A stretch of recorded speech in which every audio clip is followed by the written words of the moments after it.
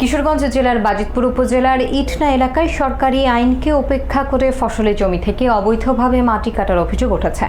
এলাকাবাসীর দাবি, কতিপয় অসাধু মাটিখোর ব্যবসায়ী দীর্ঘদিন ধরে বেকুদিয়া জমি থেকে মাটি কেটে বিভিন্ন ইট ভাটায় সরবরাহ করছে।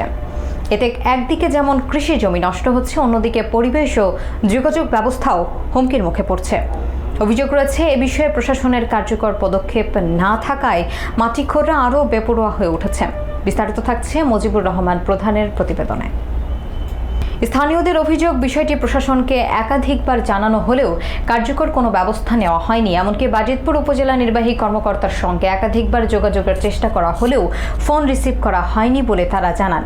এ অবস্থায় এলাকায় প্রশাসনের নীরব ভূমিকা নিয়ে জনমনে ক্ষোভ এবং প্রশ্ন তৈরি হয়েছে। কেউ কেউ দাবি করেছেন, মাটিখোর ব্যবসায়ীদের সঙ্গে প্রশাসনের কোনো যোগ সাজশ থাকতে পারে, যদিও এ বিষয়ে কোনো পক্ষের কাছ থেকে আনুষ্ঠানিক বক্তব্য পাওয়া যায়নি। সচেতন মহল দ্রুত তদন্ত এবং দোষীদের বিরুদ্ধে আইনানুগ ব্যবস্থা গ্রহণের দাবি জানিয়েছেন।